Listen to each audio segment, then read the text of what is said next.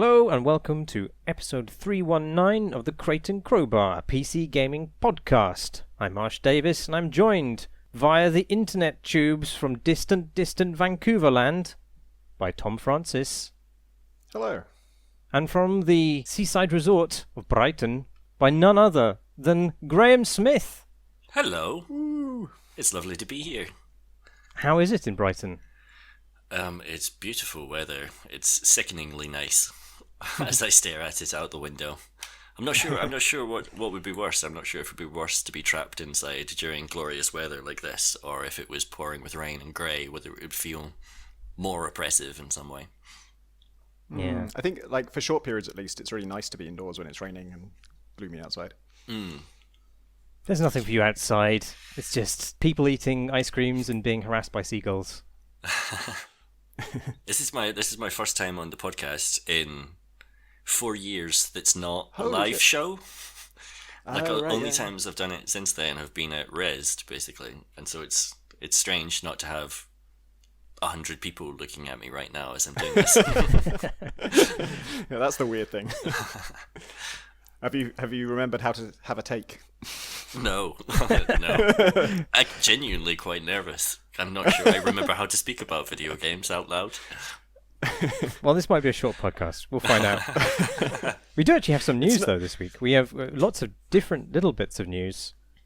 Primary news. I don't know what I was trying to say there.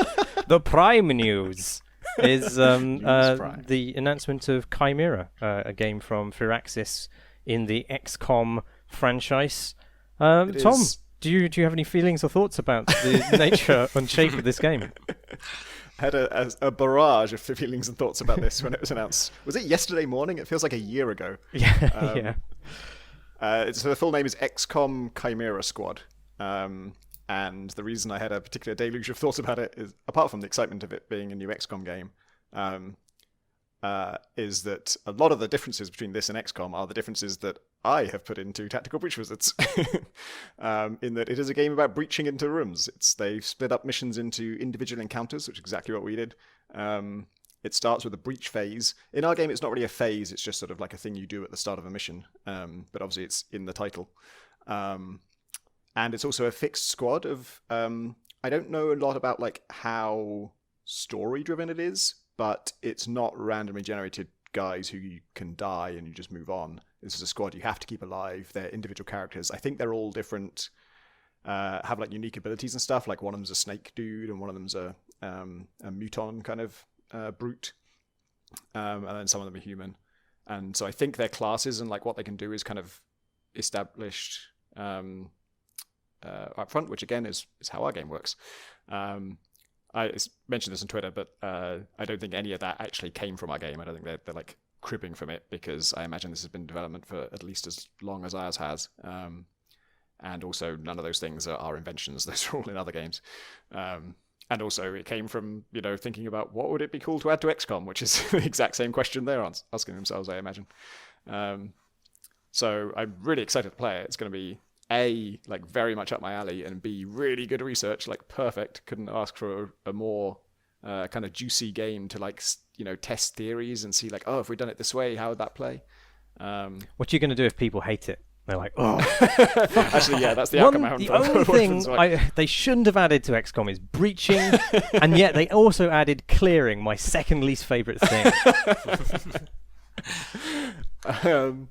Yeah, that's a potential concern. But even there, it sort of feel like it wouldn't be too bad, because if it has a negative reaction, it will be from people who wanted XCOM, right? They're like, we're XCOM fans, you call this XCOM, this isn't XCOM, damn you. And obviously we don't have that problem. The worst outcome I think I can see for us is that if this sort of, gets into the public consciousness, makes a mark, then it might cause people to assume our game is more like it than it is, which would be bad both from a it seeming less interesting perspective, but also because it isn't. Our game does not have like chances to hit. It's much more in the puzzle direction, more in the into the breach direction, where we present you with a situation, you figure out how to solve it, and you have all the information you need. Whereas XCOM is like you have an idea of what you want to make happen, and you try some things that you hope will increase the likelihood of that, and then you click end turn, and it's, you sit on the edge of your seat wondering what the hell's going to happen. And yeah, we're much more into the breach direction, and I don't want, and that's, I think there's an audience for that, but it's not the same audience, and people, some people really, if you read negative reviews into the breach, that's often like a thing that comes up is, oh really? People find it too puzzly, and they want more tactics, and they want more chance, and do you think you'll push it more in the direction of the puzzle game? If we were already, I very much left my options open in the design of it. So at every stage, rather than building like the whole logic of the game to rule out dice rolls and things happening on the enemy turn that you don't know about, we left that in as a possibility. And we have one enemy right now that acts on the enemy turn without warning, and I put that in a test version recently. But it was kind of, we didn't do much work on that because it wasn't really, all the successful stuff we'd built was about predictable enemies. So I just threw it in the last level with no warning and no tutorialization. And so understandably, we have a lot of feedback from people saying, what the hell was that? Why can that person just act with like no warning? And it's also a really weird one. It's an enemy who can, it's a riot priest, and you have a riot priest on your team too, but, and the enemy's ability is the same as yours, which is charge, which means they get a run-up, and they travel however many squares they travel, that's how much knockback they do to you, but they can only do it in the 4 sort of cardinal directions. And that is a weird ability to fight against with no warning, because it's very hard to judge whether they're going to be able to do it to you, because you've got to look at from what angles could you get a run-up on my people from where I'm standing, and if I was knocked in the opposite direction to that, where would I go, and what would I hit, and how much damage would I take? And I can do that calculus because I obviously live and breathe this game for years, but it's a lot to ask of a player who's still, might not understand some basics about the world. So it's a particularly weird one. And we got some pushback, not that much. So really, the effect of Chimera might be that we were considering going more in the XCOM direction if we got a lot of feedback that people liked that and they didn't like the puzzly stuff. But actually, we didn't really see that. We had a few people say that, but not too many. And now that there is a game that's going to be more tacticsy, maybe we forget about going in that direction. Or maybe I play Chimera and see loads of cool stuff it does with that and steal it. It's interesting watching the Chimera trailer, because the first thing you think of is, oh well, they've really cut down XCOM and they've created these really contained battles. And then as the trailer goes on, it just lists all the various different ways in which you can manipulate that possibility space through customization. And there must have been like 8 different ways of customizing your units. So my impression of it was that it's quite a complicated game. It doesn't seem to have reduced any of the complication. It's not like it's a distillation of XCOM in the same way that you might expect it to be. I'm interested to see how it plays out, because it's also very cheap. It's coming, I think it's like a maximum of £18, and for the entire week of its launch, which is next week, it will be 50% off, which is amazing. Yeah, it's bizarre. I've never seen a launch discount that high. It's a very unusual thing to do. So I'm so curious what they're thinking is like, why not just price it lower, or why do such a deep discount? It feels either like a strategy, I don't know. It's almost, I almost don't like it. I'm very suspicious of it, which is not a nice thing to be about. Probably perfectly innocent people, but I just there's something about it that worries me. Yeah, I'm sure this is not a decision made by like the actual devs sort of who are creating the game, because they're 2K, right? So it's probably a publisher level decision. But I won't theorize about their motives, but the sort of trigger in my brain that it sort of reminds me of is there are rules in Steam about discounts, because they don't want people to do something like say their game is $60 but it's 80% off, and then just leave it at 80% off forever, and in that way you sort of dupe people into thinking they're getting a massive discount when actually the 80% off is a meaningless claim if it never is charged that price. How do they do that? How do they enforce that? How does Steam enforce that? Yeah. How do they know that that's what's happening? It's just to do with how often you can set a discount. Like I think it's you can't do a new one within a month of your last one or something. And there's something about There is something about launch discount, some rule. I think it might be that you can't do another discount just after until a longer period after your launch discount is up. But anyway, that's obviously not what XCOM people are doing, because it will this discount does end, and so it's just a curious thing. But yeah, it's good for us because cheap. Well, I see low launch prices, and I think printers and printer cartridges, very very uncharitably, get them in and then charge them for DLC is what that strategy smells of. But I hope that's not where they're going with it. It's probably not where they're going with it. I guess the thing that it makes me think of is the last time they tried to make an XCOM spin-off game, which was the first-person shooter, which eventually they released as, was it The Bureau? Yeah. And obviously there was a lot of backlash against that original announcement because it was a first-person shooter and not a tactics game, and there was no tactics game at that point. And so I can't imagine it plays into their thinking, but I wonder if they're just gun shy about the idea of doing anything with the XCOM brand that isn't that core tactics experience that people are used to. I think maybe they're just launching it for cheap because they want to dominate the headlines during a lockdown. People are looking for a small sort of distraction game of that kind, then they want to be on as many people's computers as possible. That is true. There's a lot of companies doing weeks of free access to their games at the moment and that sort of stuff, and deep discounts. Yeah. The other news, which isn't really headline-grabbing news, although it did grab a Kotaku headline just because of the how it amused Jason Schreier, is that the writer of The Outer Wilds has been hired by Obsidian now, who made The Outer Worlds. Just feels like they're fucking with us now. Yeah. As an addendum to that, Soren Johnson has revealed Old World, which is a new strategy game from him. Yeah, and that sounds really cool. That has it looks a lot like Civ, but apparently it has sort of generational things like Crusader Kings, where your leader can actually die and you'll play as their offspring. But also I think it's going to be simpler than that hybrid sort of implies, because they have a system to limit your orders.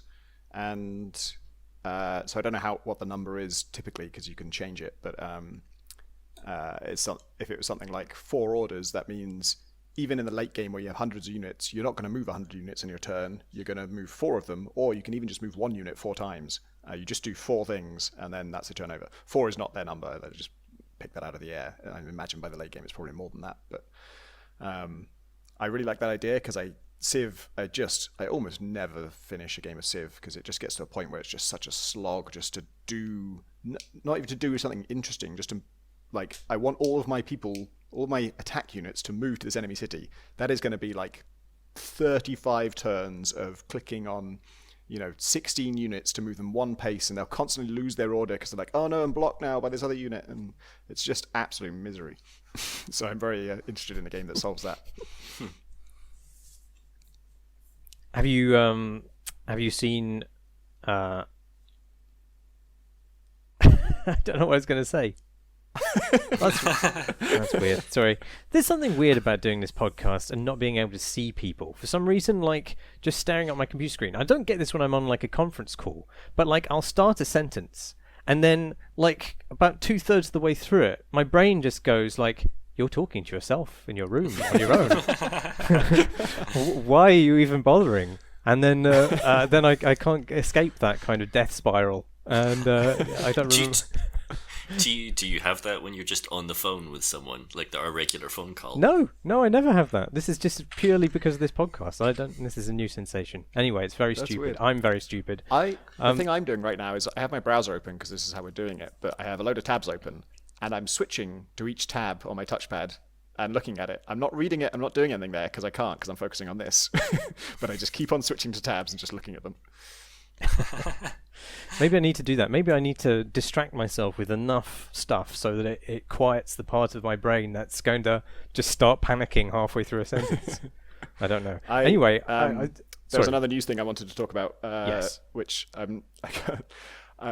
it's a weird one because it's not really news. It's a tip, which is that I was watching a stream by Jonathan Blow today about a really technical thing to do with movement in puzzle games, and there's just this problem with how you move in a grid-based puzzle game but still make it look smooth, and I was interested in that problem, so I started watching it. And he shows the game he's working on in this stream, but he doesn't want to announce the game, so you just see little snippets out of context, and he shows quite a lot, actually. It's kind of interesting just for that reason.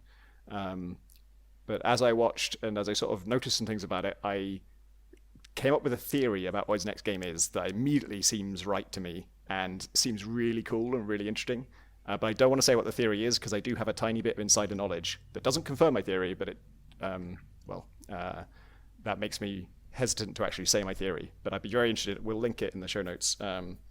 And I recommend going and watching it and seeing if you can figure out what the game is, because this is something they've decided to show publicly, but they're not announcing it yet. But I think you can figure out the concept from it, and it's a really cool concept. Mm. Mysterious. What have you been playing this week, Tom? I have been playing a game you've played also, not recently though, Sigma Theory. Oh, yes. Which is a game about managing spies on a sort of global map. And I've had it on my wish list for so long because I think also I was trying to find the podcast that you talked about it on, and I instead found the podcast that Graham talked about it on in 2017. Yeah. Do you remember it, Graham? Yeah, that was at EGX Rised. So that was like a live podcast, and I played the game there. It was on the show floor, and so I had like a 15-minute play session or something, and talked to the developer a little bit. It's it's so up my alley. Like to the point that I think I've at multiple times planned a game like this, and then never quite come up with enough twists on it to make it be something that's actually worth making. But I'm very glad they've made it because I get to indulge that fantasy without having to make a game. And the theme, I really like the aesthetic of it as well. It's very pink, and it's got a kind of a very like all the agents look super cool and attractive, and there's something, I don't know, weirdly I want to use the word earnest about the style. It's sort of I don't know why that word springs to mind, but it's I find it very appealing, and just like that kind of moody, futuristic, semi-futuristic. It's kind of mostly real world, but it's about advanced technologies. That whole vibe really appeals to me. And the game itself is insane. I had no idea. I knew I was going to get something out of it because I like the theme so much, but I wasn't prepared for just how bizarre and wacky it is. Because it looks so serious and looks so sort of realistic, and it's a spy thriller kind of thing. But the premise is that the Sigma theory of the title is some undescribed piece of technology that's been discovered that will so dramatically accelerate research and science in every field that everybody realizes that the next kind of couple of months everything is going to be discovered. Like I think on turn 5 cancer was cured. And robot legs is obviously the other profound dimension which you talked about when you covered this, Marsh. I got those too, and the first, all these techs are on like different branches, and when you get a hold of a scientist, you're kind of trying to accumulate these scientists to speed up your research and get these techs before anyone else, and they'll have a specialty in one of these branches. And one of the branches is finance. The first tech on the finance branch ends capitalism. It's some way of manipulating the markets that says it will effectively end capitalism. So like, what the hell are the other techs on the finance branch? So that's just fun because like the developments that are being made by you and by others are just absurd. And of course, what that actually does in practice is if you cure cancer, it makes scientists like a certain percentage more likely to join your cause. Like you can more easily persuade scientists to join you, and that's the practical benefit of curing cancer. And if you end capitalism, I imagine that's just going to be a little boost for your income, or like financial things will be easier. Weirdly, the game doesn't actually have money, so I guess capitalism's already been ended. Because anytime you bribe somebody or do something that would cost you money, because there's no money resource, you can always do it, but it just reduces your own government's opinion of you, because you're like the head of the Sigma research division or something. You have quite a lot of authority, but you still have a government above you kind of approving or disapproving of your actions. And so that's how money is handled, is every time you do something that costs money, your government likes you less. Which is, I mean, that's a system we could try. Yeah, my game was just bizarre, and I was mostly enjoying it. I mean, it was making me laugh out loud so often. I've never laughed so much at a strategy game. Everything that happened was just so absurd. And it has this really, I mean, that sort of chance of recruiting scientists thing gets at one of its problems, which is it has loads of chance-based things, but it never tells you what the odds are. And so that makes it all feel kind of meaningless, like something will succeed or fail, and you, like, I don't know if I had a 90% chance of success and I just got the 10% roll, or if I was never going to be able to do this and there was no hope of it. And so that makes it hard to like learn and get better, and also it just kind of makes it meaningless. There's a reason that people talk so much about XCOM's missing the 90% shot in XCOM. That's they might be cursing XCOM's name for it, but they're sure talking about it, and it sticks in their memory forever. And there's so much emotional like impact to those times, because you're told what the odds are and then you see it go your way or you see it not, and that has weight, and this doesn't do that. I had a similar problem to you, Marsh, where at some point one of my scientists was just taken by an enemy power with no warning, and I only had 2 scientists, so that's like half of my entire research output gone. And that just felt like what was I supposed to do? I don't know how to avoid that. Yeah. It didn't end up being crippling for me, because actually that was right as I had a lot of what's the word? I want to say forks in the fire, plate spinning, things going on. Because it takes time to, like, if you want to actually steal a scientist from another country, you move your agent there, then you have them do some recon, look for scientists, then they found the scientists but you don't know anything about them, and so then you pick a scientist and you have them identify them, and then only then do you get some information on like what the best approach might be, whether you should seduce them, or do they have the chaste trait, which means they can't be seduced. And then when if your attempt to turn them is successful, and one of the ways you can turn them is abduct them, which I guess that can fail too, because they could just overpower you, which would be embarrassing.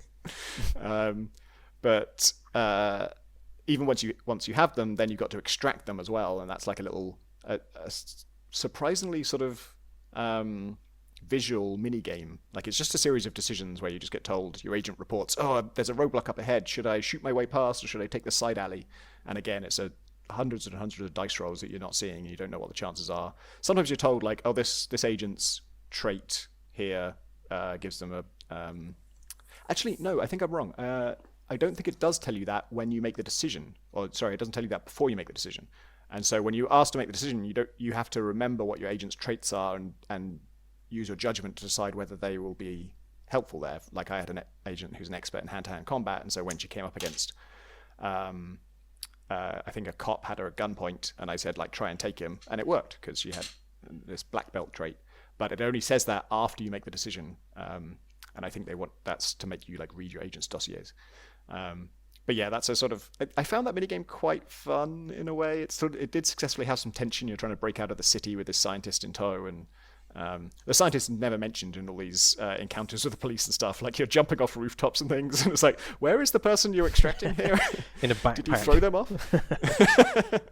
Actually, yeah, just riding piggyback. Just gaffer taped to your thigh or something. If you need to shoot someone, you hand them the gun because your hands aren't free. But yeah, anyway, so that's why it takes a while to extract a scientist, and so it was a bad time that that my scientist defected, but then right after that, I got a bunch, and I actually ended up overtaking everybody. I ended up in the lead on Sigma Research, but you're trying to hit 15 on Sigma Research, and I guess that, I'm not sure what that does really, but sort of that's winning the game, I think. And I did that the same turn as the Doomsday Clock hit midnight, which ends the game and fails you. And so I got the rating of incompetent civil servant. Oh, wow. That seems a bit And it kind of harsh. crashed at that point as well, or it sort of hung. So the word incompetent civil servant started to throb on screen on just a blank pink screen, and then nothing else happened, and it just kept on throbbing. Wow, this is If a you are dark ending. the head of a spy network that regularly murders and kills and abducts people and changes the fate of humanity, are you just a civil servant at that point? No. Yeah, it seemed a strange way to characterize my performance. And the reason the world ended is because of a bizarre interaction that I still don't understand. But I was kind of laughing too much to be angry at it. Which is, this one time I did get warning that spies were trying to turn my scientists. It tells you that like you detected some spies in the capital, and I think it should always tell you. I know that that's unfair on the other nations because they obviously don't get told when you infiltrate them. But I think in a single-player game, you've just got to do that in the player's favor and just tell them, because it's no fun to lose without any warning. Yeah, it felt like there needed to be some sort of measure for you to counteract other people's infiltration, you know? So in this case, I could. I was told there were some spies in my city, so I moved one of my spies back to sort of identify them. And I can do that, and it works just like a scientist, where you don't know anything about them at first, and then you can identify them, and then you look at their traits and decide what method. Your only methods are capture or counteract. And so basically, counteract would stop their operation, but it wouldn't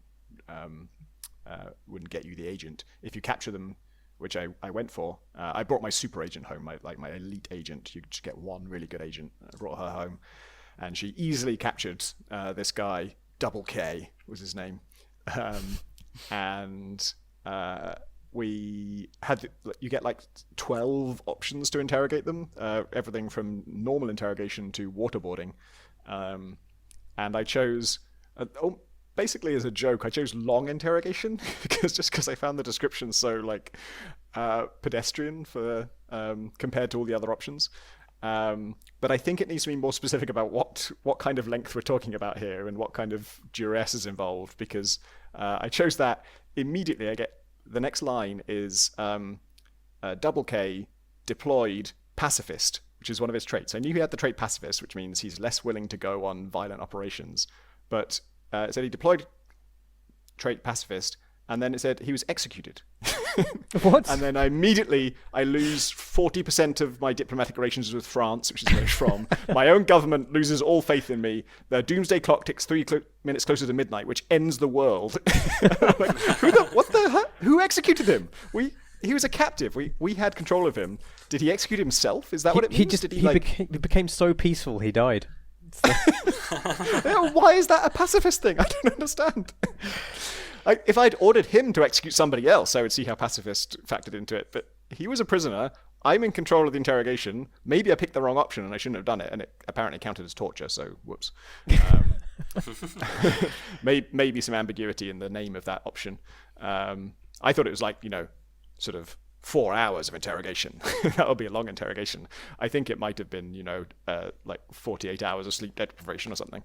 But even so, like, if he killed himself, that would be, okay, like a result of my interrogation technique. I still don't see how that's a pacifist thing.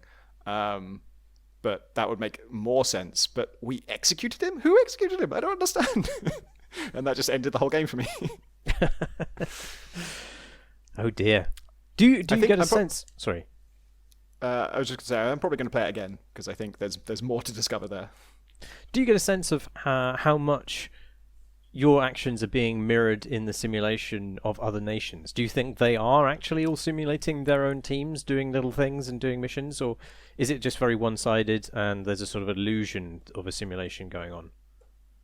I don't know. The fact that it's possible for them to get an agent in your city without you knowing sort of feels like they wanted it to be symmetrical. And like I say, I think that's a mistake. But at the same time, I don't know. Yeah, I think maybe it is, because you just keep getting told. Another thing I didn't like about it was that every few turns you get not one but two dialogues about anytime any country in the world other than you discovers a technology, you get one dialogue saying, terrible news, America has discovered X, and you get sort of chewed out for that. And then you get separate dialogue saying, America has discovered X, which means all their stuff is amazing and your stuff is trash and we can never have this now. And or you can, it's got a bizarre system where you can reverse engineer it, which it speeds up your progress on researching this technology, but then you don't get it. Which is, okay, I don't know why we're doing this. And so, yeah, it's this constant stream of bad news. But that feels like a result of their simulation, because it didn't feel like well balanced or anything. It was kind of mad. It was just being bombarded, like, Russia's got this, Russia's got this, Russia's got this. But yeah, it also turned around for me quite significantly. I ended up overtaking, I think at some point I was like 7 points behind, and like I say, it's only out of 15.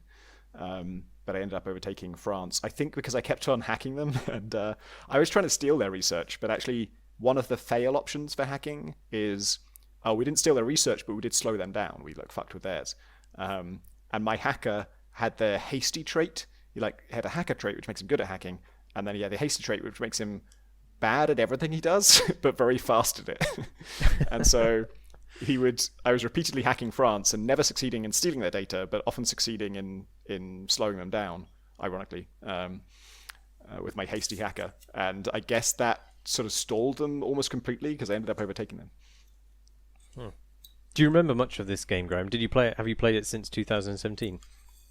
No, so I haven't played it at all since then, and I do remember it, but the chunk I played was, I think it was solely the exfiltration bit of a scientist in a city. Right. I think that was the only part of it I actually played.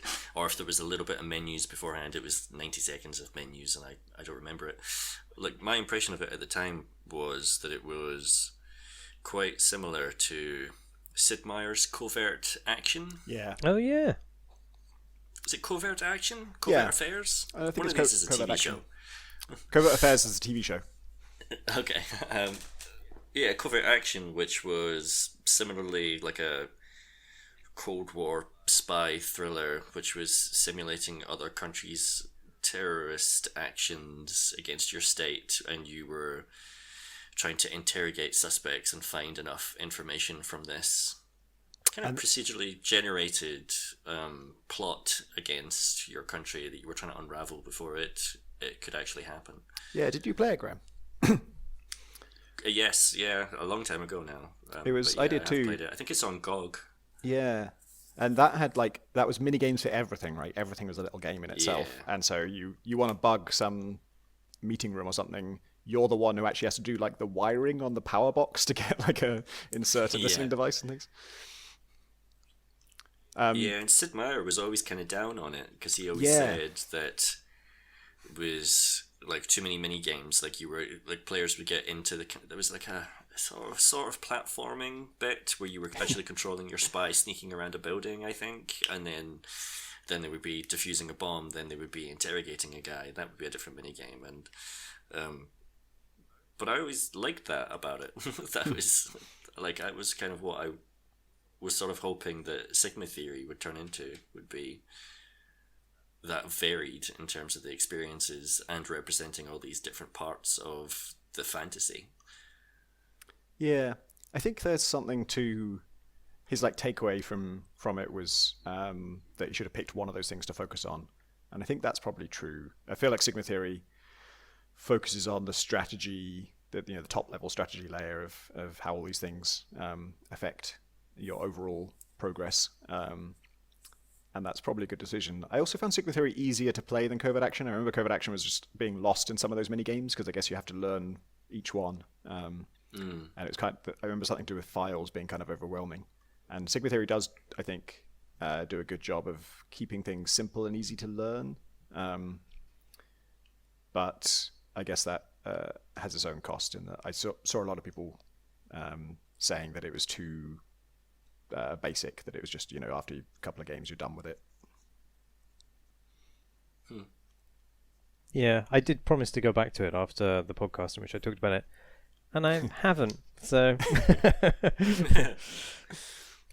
yeah, do like the character art though. Yeah. Yeah, I chose all of my spies based on how cool they looked. Yes. How did you choose your wife? What was your criteria for that? Oh god, yeah, I forgot about the wife. The wife that you have really strange conversations with that don't sound like any conversation with a human, let alone a spouse. So you get to choose. This is such a weird feature. I can't believe that. I've got to believe that someone on the dev team was saying we should cut this. We should cut this because it's so like it's a strategy game, and you choose your wife. You choose your spouse, so it can be either gender. But I saw the default. I was Korean, and the default was I think an American woman. And I tried clicking on other nations, and it said no options. And so I tried changing gender, and if I want a husband, I can have a husband from almost any country. But if you want a wife, it has to be from America, and I think there might have been one other country that. I think that's because there's a default sort of setup for the entire game. So you're playing their sort of default set of missions, which involve a specific gender. Huh. Yeah, but anyway, I didn't, unless I missed it, I didn't see any point when they told me what my wife's job was, and without that context, her first message to you is, I have heard that you have been appointed as the head of Sigma Theory. Please accept my congratulations. Yes. Oh yeah, just a casual spouse chat. Well, it's notable that you choose your spouse from the same portraits that you recruit spies from. So there's maybe a little hint as to what she or he might be doing. I assume it's like sort of Chekhov's spousal betrayal. Like at some point. Yeah, it was absolutely Chekhov's spouse. I had that phrase in my head because it's like, I thought she was going to get kidnapped or killed or something. It ended up being really intriguing, actually. I kind of just liked that whole aspect of it because, like I say, I don't know what her job is. Like she only found out what my job was from someone else, and I guess I didn't send enough spies to find out what my wife does for a living. but all your dealings with her are very like transactional. It's always like, oh, if you need a favor, I hope I'm going to get a favor from your position of power as well. And I don't know what a position of power is. There was one line right towards the end where I got the option to, I think she was asking me to send an agent to rescue her. Actually, she did get not kidnapped, but it was kind of cool. She got stopped. I don't know. Someone caught up to her or something, and the police came and she killed them. And now she was asking for an agent to like come and sort of sort out the mess and get her out of there. Typical marriage problems. And one of my options to reply to that was, you're higher up than me in the chain, can't you solve it? And so that's the only hint I got as to what her job is. She's someone higher up than me. But yeah, that was kind of fascinating. I said, oh sure, yeah, you can have an agent. And then it immediately said, oh, you're Agent Espoir, who's my elite, I use for everything, who's my absolute carries the whole team. It will be unavailable for 6 days, and it just tells you that's happened. Like you don't get any chance to approve it or anything. I thought I was going to send an agent of my choice for like to a location and then just come straight back. But I lost my best agent for 6 days, so I hit Alt F4 and just started the game again to undo that decision. And then did you send a less talented agent to save your own wife? No, because you don't get a choice of what agent to send. I was going to abandon her. I was going to be like, look, frankly, I can't spare one. Because, I like my wife, but Agent Espoir is an absolute badass. But actually, when I restarted, I was back at the start of that turn, and I did the rest of the things that I did that turn, and clicked end turn to get this event back. And it was a different event. It was one where her country was in turmoil or something, and I needed to do something to sort that out. I was like, yeah, sure. This is better than that time you were kidnapped. Graham. Hello. What have you been playing? Well, in the past 4 years, I've played many things. Deep breath. Let me get my list. No, I thought I would talk about that Half-Life game. That was briefly mentioned on the last episode of the podcast, because I'm a listener now. Because I played it, I completed it, I reviewed it. So yeah, Half-Life Alyx came out about a month ago now, which is a prequel to Half-Life 2. It's set in City 17, takes place 5 years before Half-Life 2. As the name suggests, you now play as Alyx Vance, Gordon Freeman's former sidekick. And it's a VR game, it's a virtual reality game. And it's a VR game through and through. It's not a game that I can ever see coming to desktop PCs. And it's also, it's the only VR game I can think of that's operating at this kind of scale. Like, there are other full games that have been retrofitted, like Skyrim, to work in VR, but nothing that I can think of which has been made specifically with VR in mind that is the length and polish of Half-Life Alyx, which is not like, that's not something I would normally mention when talking about a game, but it's relevant when talking about VR games, which are often shorter arcade experiences.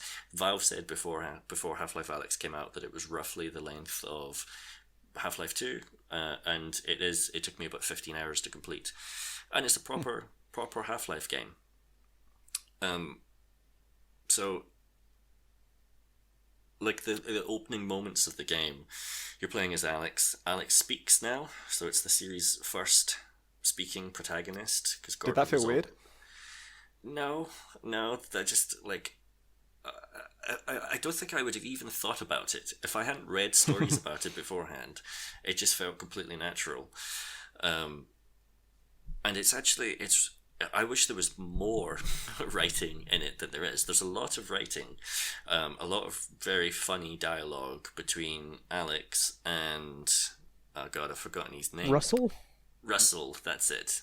That should be easy to remember, given that at the start of the game he gives you a pair of gravity gloves, which he refers to as the Russells.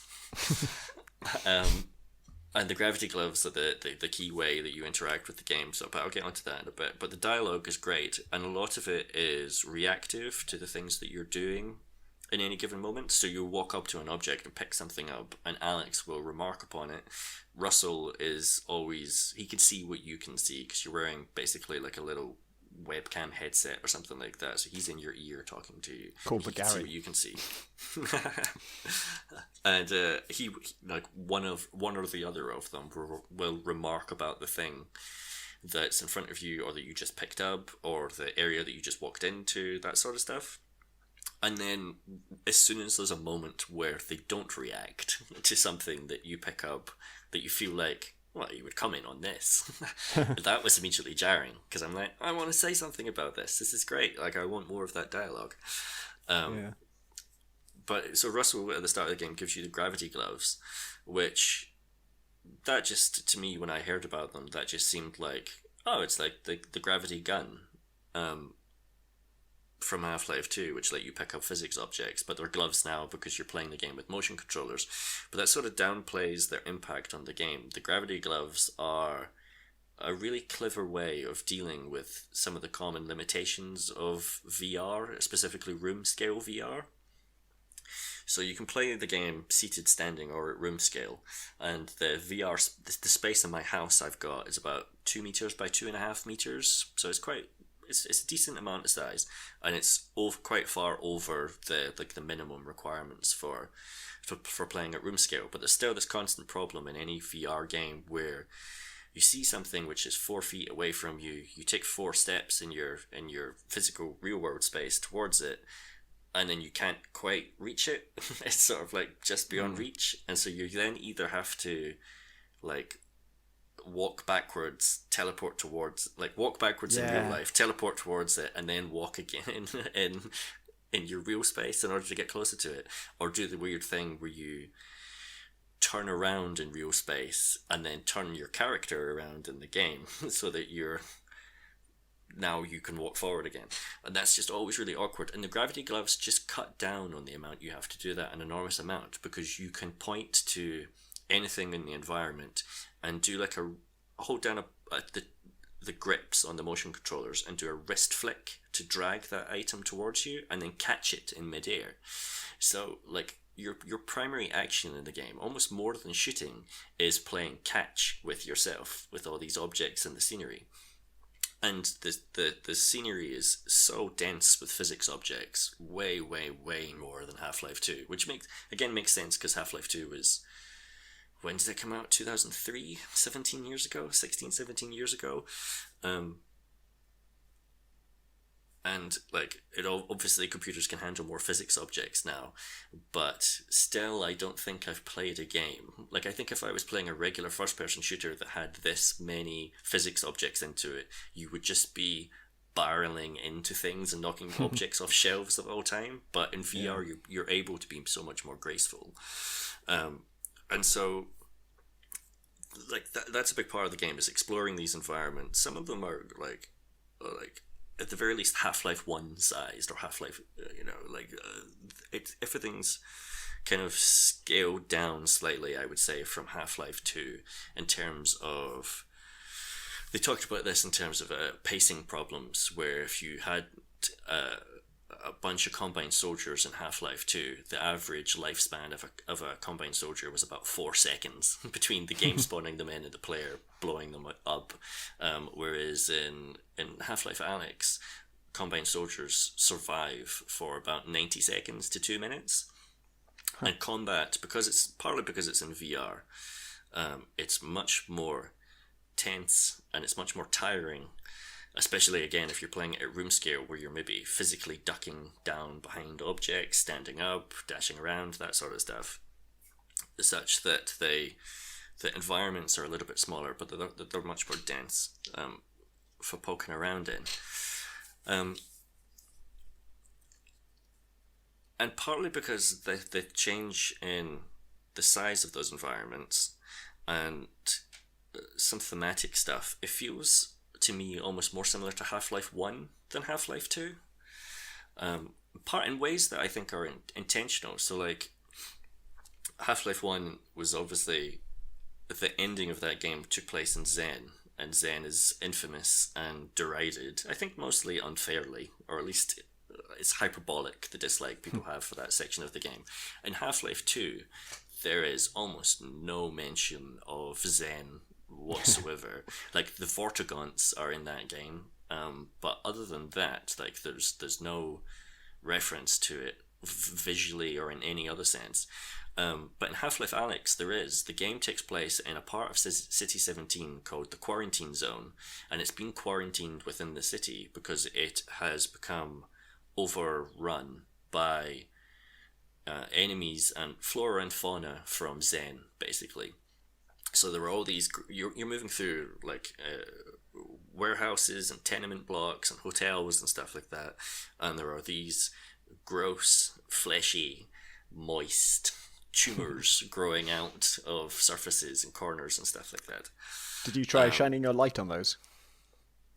Some of them, yes. Like, they're very reactive. So, like, are you thinking of the ones that kind of hide from your light, or? Yeah, I just thought it was very cool.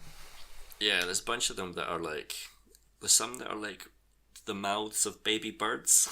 So that as you get closer to them, they start snapping away, like like trying to, like, that, and then the game. So there's so much to talk about in this that my thoughts are all over the place. But one of the tools you have is like a multi-tool you can use for hacking Combine machinery and use for tracing wires behind walls, so that you can do relatively simple environment puzzles where you have to change the flow of electricity in order to reroute it towards whatever piece of machinery you're trying to activate within the environment in order to open a door or unlock progress in some way.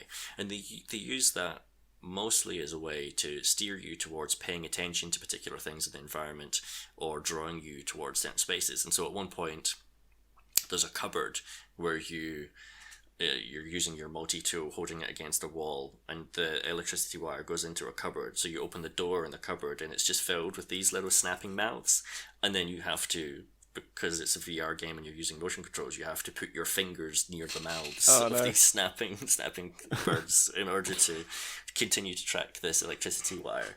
And it's filled of moments like that, which are bringing like Zen and some of that alien stuff from Half-Life 1 into the game, and then also just being much more of a horror game than I ever found Half-Life 2 to be. Half-Life 2 obviously has this kind of horror section in the middle of it, Ravenholm, which is a really great part of that game.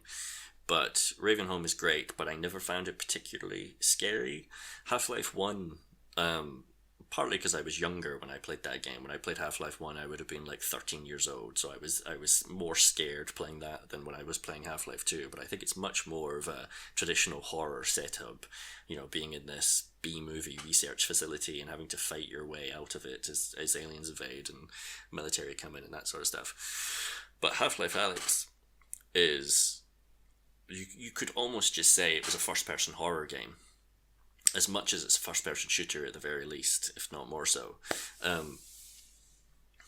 And like, obviously VR is, because it's so much more immersive, it's really good at making you feel afraid and tense, and putting you in those situations.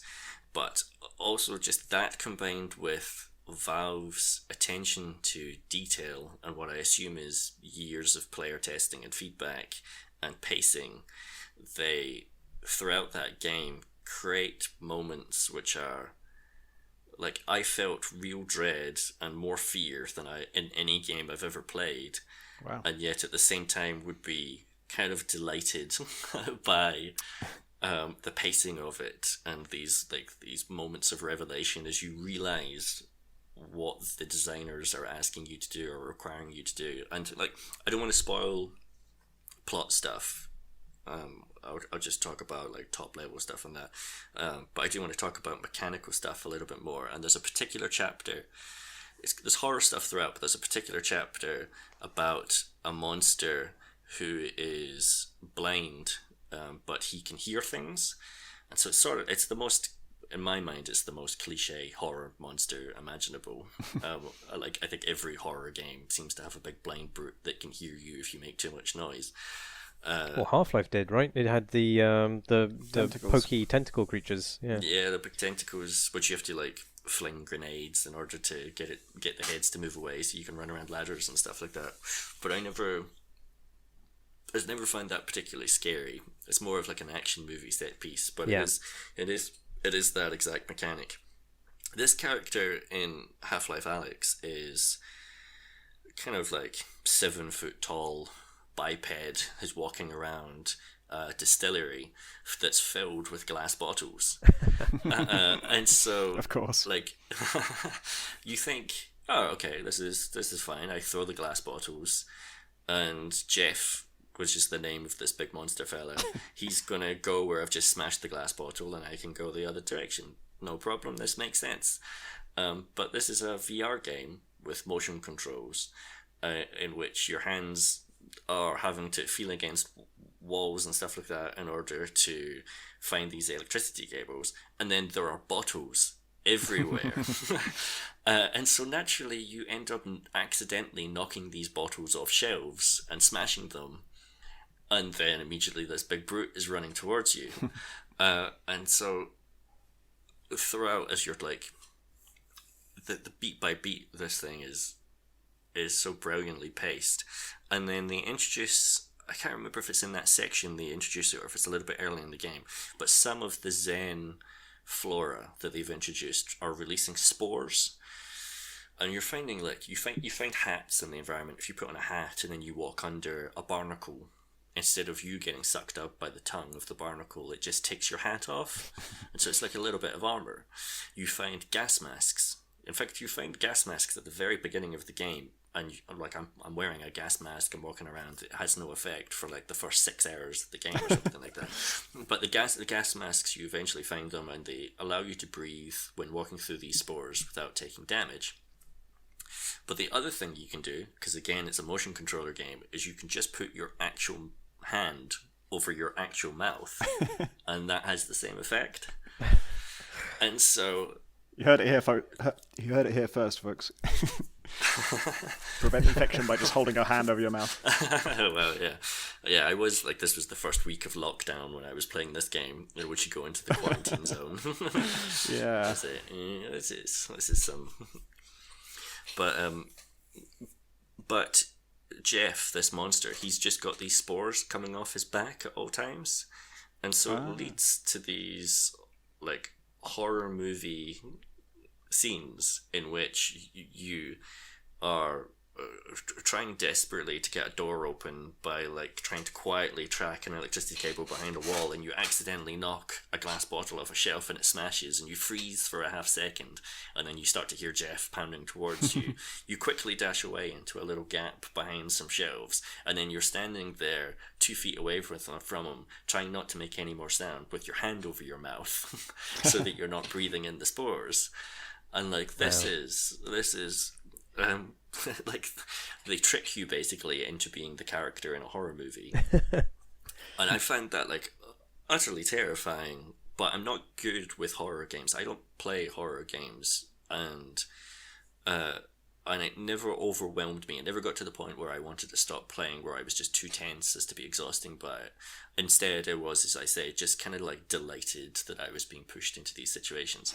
And like part of the reason I never get exhausted by it is that dialogue I talked about. So, and this is the real strength, I think, of having Alyx talk, is that, you know, they used Alyx in Half-Life 2 as a way of kind of reflecting the emotions of the player, or trying to enhance the emotions of the player, because Gordon couldn't react to the scary thing that you were seeing or the traumatic thing that you were going through, but Alyx could, and so it amplifies that emotion. In Half-Life Alyx, it's still just Alyx doing that, and so if you walk into like the first area of the game, which is a proper dark tunnel just after you've got the flashlight for the first time, Alyx talks to Russell over the radio in order to try and calm herself down. Like, she explicitly starts talking to him and asks him to talk to her to try and like keep herself calm and stop her from getting afraid. And that dialogue that they then have is funny, so that it actually works to keep me, the player, calm at the same time. And there's lots of lovely stuff like that. I'm wondering, it's kind of an awkward thing for folks who are very sensitive to horror stuff, because I'm kind of like you, where I don't really play horror games, and I'm sort of, it's not my thing. But I have discovered that my sensitivity to it is actually much less than some people. Like, I remember watching Stranger Things with a bunch of friends, and some people just couldn't go on with it. It was too terrifying just from the first episode. And I realized, like, people have very different sensitivities to this. And the tricky thing with this, it seems to me, is that a lot of people are going to be buying VR for this. And so if you haven't, if you're taking that kind of gamble, it's a bit of a high risk if it has horror stuff in it and you don't know whether it's going to be too much for you. Yeah, and there is like I was never, so like the thing that everyone was talking about pre-release was the fear of head crabs jumping at their head. And I never in the game found them frightening at any point. Like, they've made lots of little adjustments to those existing Half-Life creatures, so that they work in VR and don't overwhelm. And the thing they've done with head crabs is that they're kind of clumsy now in a way that they never were. Like, they still jump at your head, but every time they jump at you and miss, they kind of land on their backs like a spider for a few seconds, and then it takes them a little bit to right themselves, and then they have to kind of like totter away from you, which takes another few seconds, and then turn around and then take another go at leaping at you. And so it's kind of like, it's kind of slow enough that it never felt like, you know, I think people were worried that it was going to be like Alien, that, you know, this thing jumping at them, and it never really was like that for me. And so, like, I would say it feels to me like it's a Half-Life game in VR, like the true spirit of a Half-Life game in VR with all that entails. And if you think about Half-Life 1 and Half-Life 2, they both had horror elements in it, and then it's amplified by the fact that it's now a VR game. So hopefully it's a thing that's somewhat expected, at the very least, for people buying it. Like, to talk a little bit more about, like, I always had a problem with some of the physics puzzles in Half-Life 2 and Episode 1 and 2, where they were I kind of thought they were garbage sometimes. Like the game builds Gordon Freeman up in the fiction as this almost like a figure of myth and legend for what happened in the first game. Every citizen you meet in City 17 already knows your name and have heard tales of your exploits and want to remind you to reload. But then after you have these big battles, you then become like an elevator repairman for a little bit, or you spend some time carrying cinder blocks around in a sewer to balance them on a piece of wood so you can reach a slightly taller platform. That always felt really jarring. He's a physicist. This is what he's good at. It was like, didn't find that particularly fun or fitting with the fantasy of But Half-Life Alyx, in some respects, it has a similar issue in that Alyx is just a kind of electrician. You do spend a lot of time just turning the power on to things and working cabling in these really old, run-down Eastern European apartment buildings. And then you rummage through cupboards for a little bit to try and find something in the drawer that you can use, some ammo or whatever else. But those environmental puzzles are much more satisfying to complete than anything in the prior games, I think. Like, that's one place where the VR stuff really helps it. Like, whether it's the electrician stuff or other environmental puzzles that I'm not mentioning, it's much better at that stuff. Where I think it suffers is in the combine fights. I really enjoyed most of the combat in the game. I like fighting the headcrabs. I like fighting the zombies. I like fighting. There's some new enemy types, some new headcrab types in there. I really loved fighting the ant lions, which make a return because they have really nice glowing weak spots where you can shoot their legs off individually and they burst off, and then you can shoot their big glowing body to make them pop like a wet balloon. And doing that stuff in VR is always really satisfying. If you've just got like a specific target to aim for, that always feels really great. But then the combined soldiers, which they are, first of all, the only other enemy in the game that have guns, just like you do. They all have a lot of armor, so they take a lot of bullets from your guns to kill them. Even headshots don't take them down in a single hit with the most powerful weapon you've got. And then, I never felt like I got into a rhythm with it in terms of, okay, I'm in VR, I'm playing at room scale. There's lots of items to hide around. This sort of turns it into a cover shooter in a way that Half-Life 2 never was. Like, my immediate instinct is to teleport over by that fountain and then duck down in my room so that the Combine can't shoot at me. But then, because it's not a third-person shooter in the way that most cover shooters are, now I can't see anything other than a fountain wall directly in front of my face. Like, there's no third-person camera to give you extra situational awareness. And so you have to lift your head up in order to see what else is going on, in which case, even on the normal difficulty mode I was playing on, I would just instantly start getting shot in the head and taking substantial damage. I never felt like there was a good rhythm between my mobility as a player, what I seem to be naturally incentivized to do as a human being shot at, and my ability to actually fight back against these combined soldiers. And then if I try to play it more freeform, okay, let's not go into cover, let's just teleport around, let's shoot at them, try and do it more like a traditional Half-Life 2 game, I still never found it satisfying to shoot at the combined soldiers. Like, some of them they don't have weak spots, but maybe they have like some propellant on their back, like a gas tank on their back, that if you shoot that a few times, that will explode, that sort of stuff. But that's much harder to hit a particular weak spot on a particular enemy when there's 3 of those enemies and they can all shoot at you from any point within that environment. And then I just ended up finding that stuff quite overwhelming by the end of the game, because there's already extra layers of considerations that I've already touched on when you're playing a VR game, because you're not just thinking about your physical form inside the game. You're thinking about your physical form within your actual space. If you're playing at a room scale, like you're thinking, all right, I'm ducked down behind this fountain. There's a big, heavy Combine soldier over there. There's 2 lighter Combine soldiers over that side of the room. Also in my real space, I'm really close to the door right now. If I lift up my arm, I'm going to bang my hand off the wall. Yeah. The cable's kind of wrapped around my leg, so I'm trying to think, okay, how do I have to twist my body right now in order to be able to move without banging into my real wall, plus unwrap the cable, plus hide from these 2 soldiers, plus move into this situation. Also, there's ant lions in this little combat arena, so they're coming at me at the same time. Now this Combine soldier's throwing a grenade at me. Okay, I gotta kind of grab the grenade and throw that back. My gun is out of ammo, and it's gotten almost...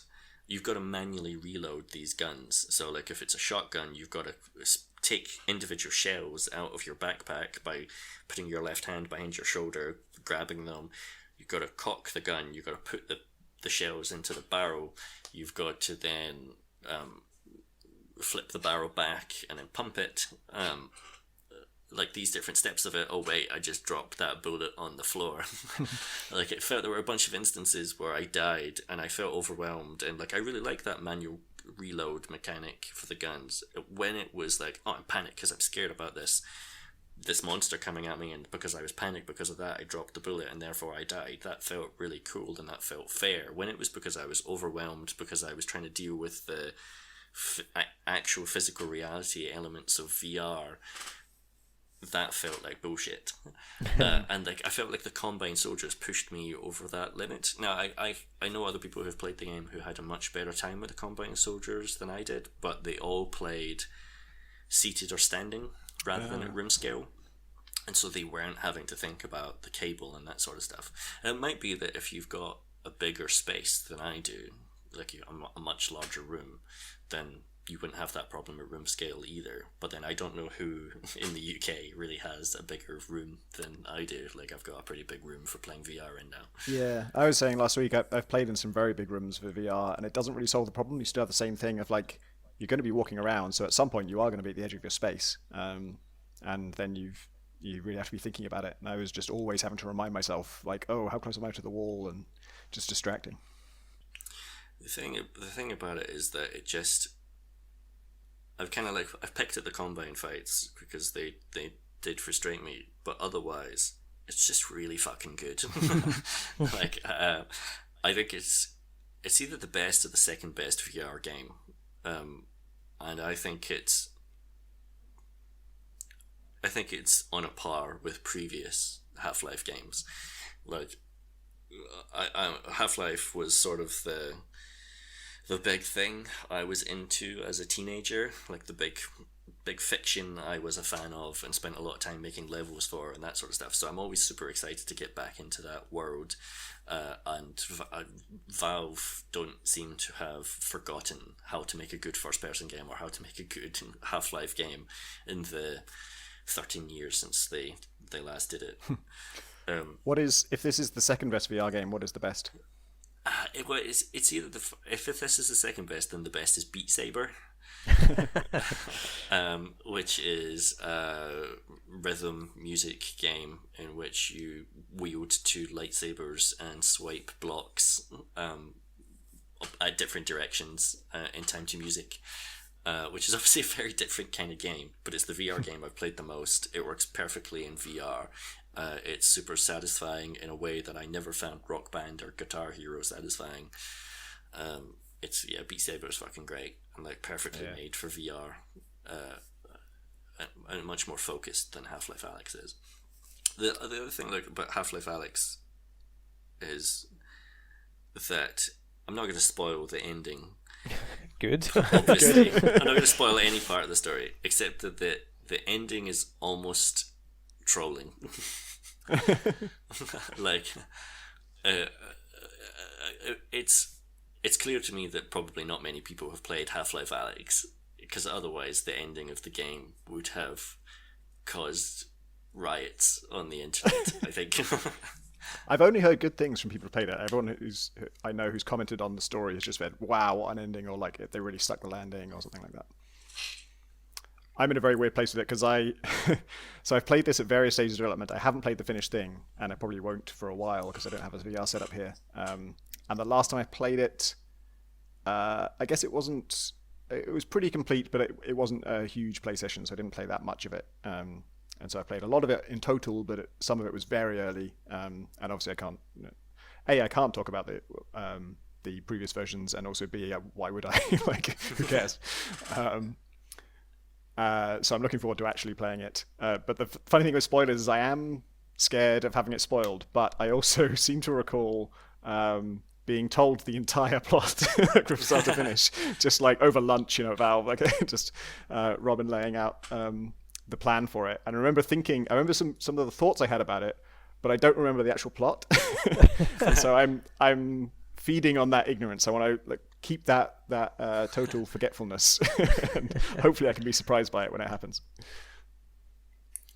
Like, there are some, again, no spoilers or anything like that, but there are some tremendous set pieces in the game, and like there's stuff that it does that I'd kind of forgotten that how good Half-Life games were doing in terms of, and just I don't know what the word is, like it's environmental design, but then it's also like product design, like the design of its robots and its machinery, and they really go all out with the Combine stuff, where like the game's only got 3 weapons really, but you can upgrade them now as the game goes along, and you upgrade them at these Combine terminals, and the way these things animate, with all these little arms coming out and grabbing the weapon and producing new parts for it is just astonishing.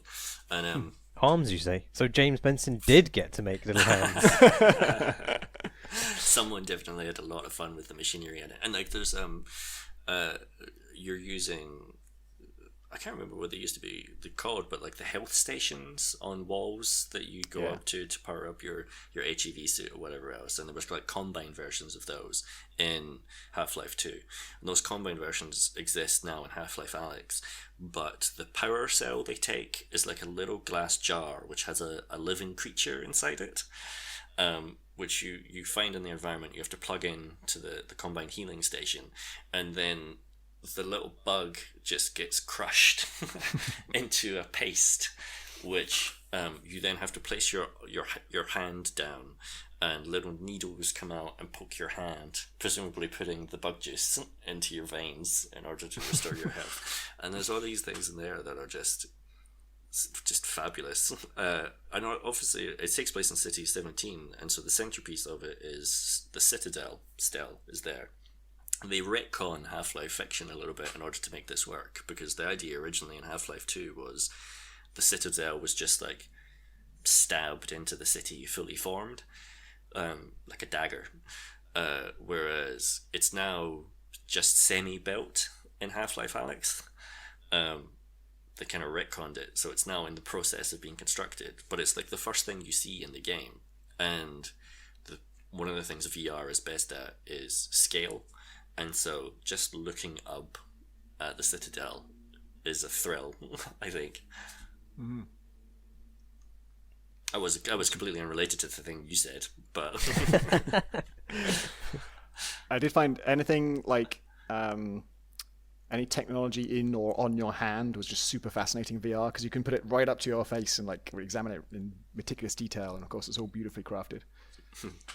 The gloves, they have your health and your ammo readouts on the gloves, and because there's no heads-up display or anything like that, and it's little hearts for your health, and it just kept making me think of Trespasser, where you had to look your own cleavage in order to see the little tattoo of a heart. This is better. Little LED readout on your hand is much better than that. Yeah, I wonder if Valve considered that. And it's close second. There's so much about the artistry of it and the execution of it I just want to rave about, because like the writing in it is just so much better than any other game's writing, or any action game's writing. Like I shouldn't compare it to stuff like 80 Days and Heaven's Vault and that sort of stuff, which are fantastically well written, but there's no action game or first person game or third person action game which has writing as good as Valve's games. It's just consistently funny and affecting and does a great job at quickly introducing characters and making you care about them. And it was like, I feel like I'd kind of given up on the idea of there being new Half-Life ever, and I was kind of okay with that. I feel like I'm a grown-up, and there's lots of games, and I don't need everything to exist in perpetuity forever. But it was really exciting when they announced that there was going to be a new Half-Life game, and I enjoyed the anticipation, and I really loved playing it. And now I don't have any more Half-Life to play anymore, and I'm like, oh, now I feel worse than I did before. Don't play this terrible game.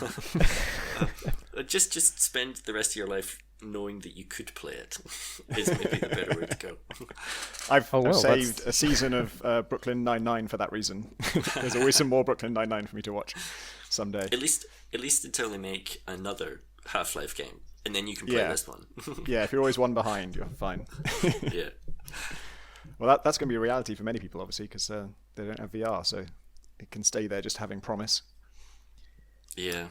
I remember we talked about, you were saying something like, you couldn't remember the last time you've been this excited for a game, and I said, I don't think I'll ever be that excited about a game ever again, which sounded more depressing than it feels, but like there was a time, Half-Life 2 is the big one that I remember of like just electric anticipation. Me and Craig came into the office early because it was going to unlock just before work, and we were, I guess, surprising now in retrospect that we didn't take the day off, but we played for like an hour or two before work, and we made like hats, Half-Life 2-day hats, and I don't really, that happens much. Well, it doesn't happen at all anymore. And in general, like excitement about future games is much more muted for me. And I think part of it is that back then, the best games were going to come from these big studios that have been around a lot, and you played the last one, and it was going to blow you away because the technology was something you'd never seen before. And so there's going to be a wow factor just inherent to it. And there were enough, well, not many, but some studios who had been around enough that you could trust them completely, that you just thought, like, the next thing is going to be amazing. And so now, these days, most of my favorite games are indie games. And indie studios, we're starting to now have some established ones who have, 3 games and they're all great, for example. But that's rare-ish. And even then, I'm certain... as certain as I can be that Subset's next game will be amazing, and I'll love it because I've loved both their previous games, and they've only released those 2 games. They have a 100% track record for incredible stuff, but I don't know what it'll be at all, and so that doesn't leave me mega excited. And even when they announce it, this is assuming there'll be one. I don't know of its existence. I still feel like I'll be sitting there. I'll be really, really curious to play it. Like, oh, I'm so interested to see what this is and why it's good. I won't know why it's good, because we don't really have that. Whereas Half-Life 2, I knew why this would be good. Like I could picture playing it so clearly. I knew it was going to be amazing, and it was even more amazing than that. And there's no studios around really that do that for me now, except the only exception for me at least is I think the next Elder Scrolls. I'll probably be absolutely super excited about that because I know what it'll be, and I know it will be like the others, but more so. And that's so far they've always pulled that off. So that's as confident as I get. But it's maybe who knows now. Bethesda's track record has got a lot more rocky in recent years.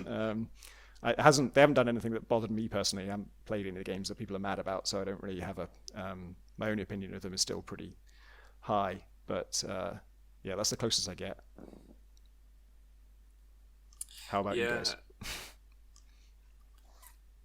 I mean, I'm sort of in a similar-ish position in that Half-Life Alyx was the most excited I'd been about a game in a long time, but I still wasn't as excited about it as I was about Half-Life 2 Episode 2 back in the day. And actually, I didn't work at PC Gamer when Half-Life 2 came out, but we did the same thing for Half-Life 2 Episode 1, where the 3 of us came into the office early and played that for a couple of hours before work. And yeah, I don't know if it's just in part because I'm older now, but it's certainly in part because I'm busier now, and I already feel like I have just so many games to play that I want to play, but I never have time to play. And so even though I love Elder Scrolls games, and I was super excited about Skyrim, I feel like if they announced a new one, I'd be like, oh, cool, I'll play that for 5 or 6 hours, and then feel sort of slightly bad and disappointed in myself that I can't find the time to do it for more than that. Yeah, I don't know. How I about think you, Marsh? well, I just think there's a natural sort of plateauing of newness within the medium that has happened across the course of our careers. It's quite a short space of time, but when Half-Life 2 came out, Half-Life 2 was inventing new ways for games to exist and for you to interact with them. And obviously they have done that with Half-Life Alyx, but only by dint of choosing quite a low bar to vault over in a new sort of adjacent medium of VR. I don't think you can... I don't know that the industry will have another surge of sort of creativity that is quite like the escalation that existed in the sort of 90s to 2010s. I think it's gonna...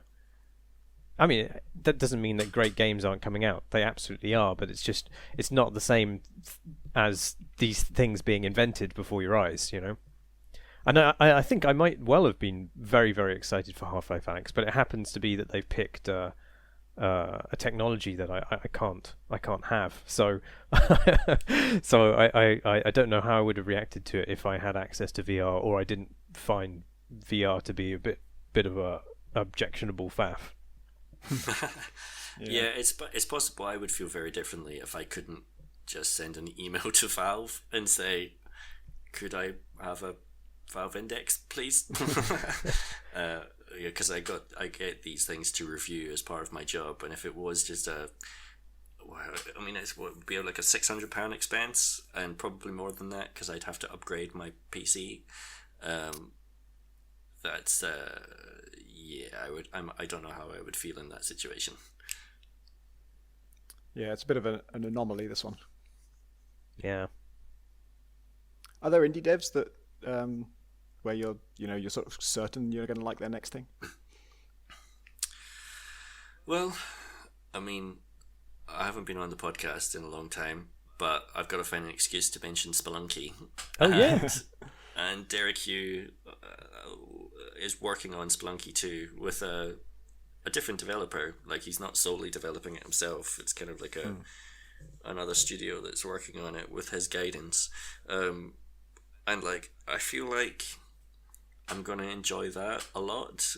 Like my impression of it is that Spelunky 1 to me is this perfect, elegant thing, and I strongly suspect you can't do a sequel that feels as perfect and as elegant, because you're gonna have to add a bunch of new stuff to that initial formula.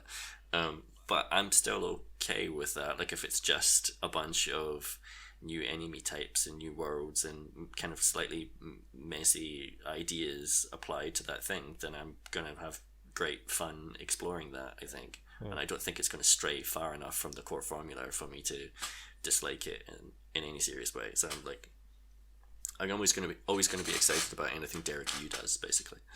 Yeah. Talking of plucky little indie devs releasing their next title, I think you've been playing Valorant by the little-known Riot Games studio. Is that right, Graham? Yeah. The segue is that it's basically another Valve game. It's Counter-Strike. Yeah. Oh, yeah. That would have been a much better segue. Jesus. It's Counter-Strike with some Overwatch abilities in it, basically. And the point where I realised that was the point where I got interested in it, because I sort of assumed when they first announced it, because Riot announced it in a strange way, where they, I suppose as part of their firefighting PR over the last year or so, announced like 3 games all at once, by showing 30-second in development clips of them with code names. So this one was called Project A. And they just said it was a hero shooter. That was about all they said about it. And so the assumption was, oh, this is them trying to do Overwatch. And it does have named characters and with specific abilities that you pick at the start of rounds. But in almost every other way, it's Counter-Strike. So it's each match is 5 players versus 5 players. There's an attacking team and a defending team.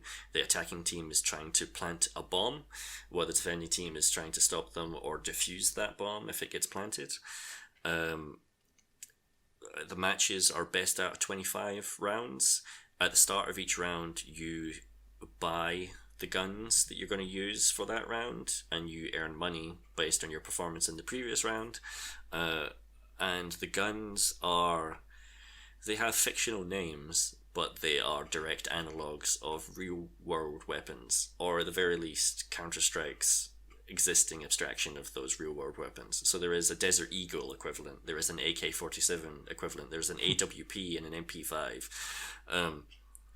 Every bit of it is Counter-Strike, except that you're these named heroes. So I've been playing predominantly as a character named Phoenix, and as the name suggests, he's got fire abilities. He can cast like an area of effect circle on the ground of flames that if people pass through, they take damage. And his ultimate ability lets you trigger his ultimate ability, and then when a timer runs out or you die, you spawn back at where you first started. And so, hence the name Phoenix. But it's primarily about the guns and how quickly you can click on the heads of your opponents. It's got a really low time to kill like the opposite of the combined soldiers. If you get a headshot with most of the weapons on an enemy, it's going to kill them in a single shot.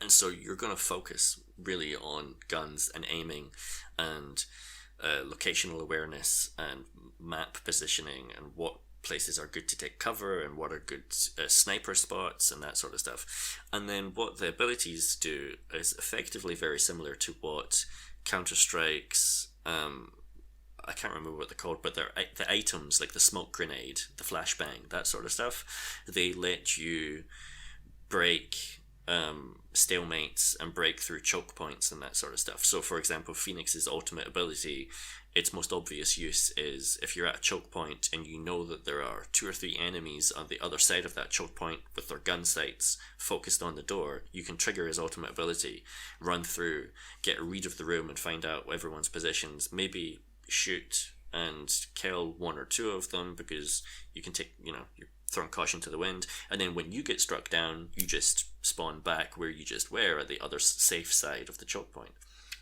Now maybe having thinned the herd so you can push forward. And so as people are learning the game and getting better at it, they're using the abilities more and working out how to use them. And it's like Counter-Strike was probably the first multiplayer shooter I was really into. Like I played a bunch of Quake and Quake 2 and Quake 3 and Unreal Tournament and that sort of stuff, predating Counter-Strike. But Counter-Strike was the game where I got into clan. I got into playing in tournaments. I got into a lot of trouble with my mum and dad because I ran an enormous phone bill because I was still playing on dial-up. I'm paying by the minute, and it took me like 6 months to pay off. Oh my god! A phone bill from playing so much Counter-Strike. And a lot of the muscle memory I have from that game of how to use the AK-47, for example, just transfers directly over to this. And now obviously I could go play Counter-Strike Global Offensive, which is the kind of modern iteration of Counter-Strike, although it came out 7 years ago now or something like that. It's more popular today than it ever has been. It recently started reaching over 1 million concurrent users, and it's the most popular game on Steam now. Probably a little bit boosted by the quarantine, as everything has been, but it was already on that kind of path. It's just been growing and growing and growing in popularity. But if I go play Counter-Strike Global Offensive now, I just get destroyed instantly.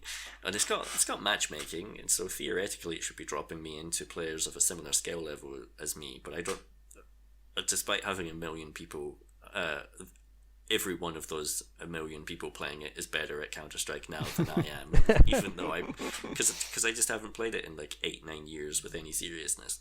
Whereas in Valorant, it's in closed beta at the moment. The only way you can get access to it is by watching Twitch streams of the game, during which there's a random chance that you will get awarded a key, and I think it's a pretty good chance. Like I don't think they're being that stingy or that gating with it.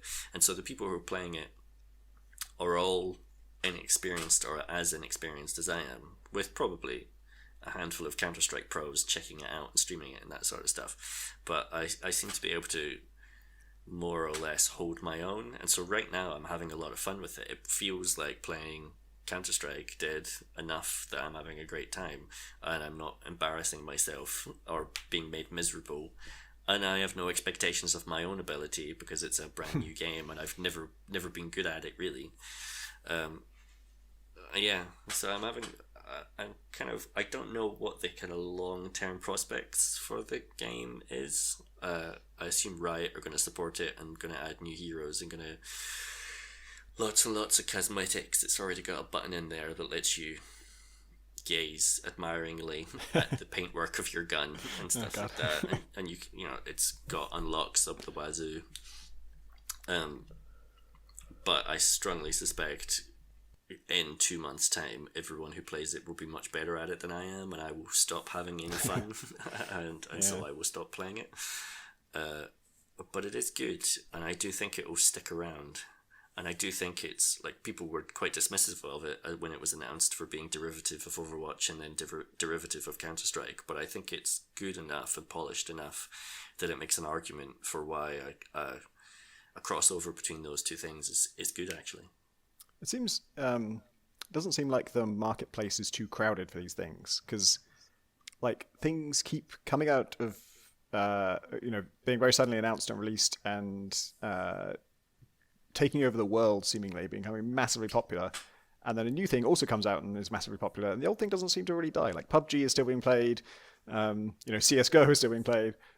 Apex Legends, it feels like not long ago that was just like nothing else was being talked about. That was just completely had won the world, and all these things just seem to continue to exist, and then new things can also come out and catch on, which is wild. It was interesting. Riot talked about, what was their reasoning behind making the game, and it's basically sounded like they were throwing shade at Valve because they said that they'd seen a space in the market because of other games in the genre not being properly supported. And it's like CSGO does just get larger and larger and larger, and I think Valve do support that game somewhat, but not with anything like the kind of substantial content drops they used to do for TF2 back in the day. Like it's relatively quiet. It tends to be little cosmetic items and little tournament stuff that they do for it. It's hard to know how they could expand it though, because there is such a desire for sort of Counter-Strike purity in that game more than any other multiplayer shooter. Like it feels like it's very static, and it wouldn't do with the evolving meta. And I don't think anybody's going to release new maps which are going to be preferable to Dust, right?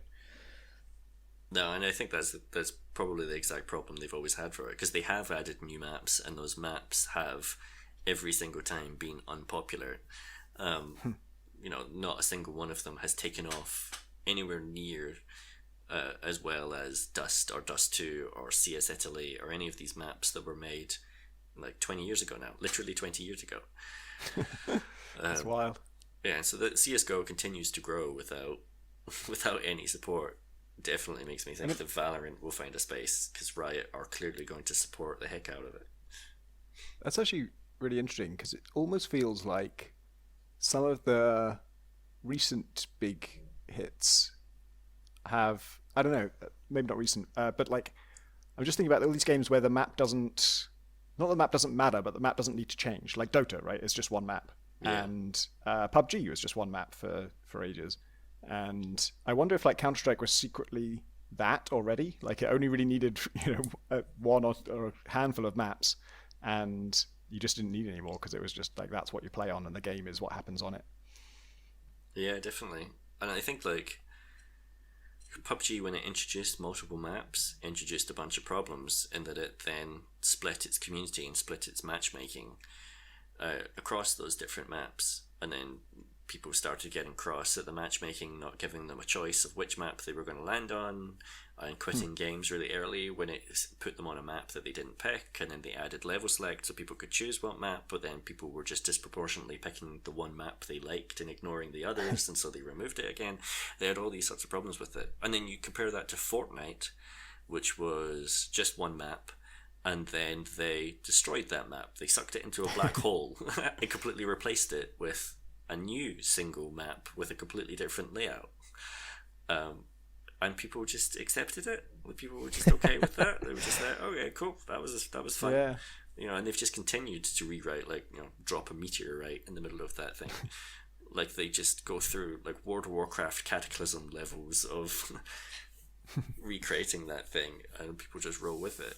And like, where I feel is like if you moved a crate on D-Dust 2, then people would be fucking furious about it. Yeah.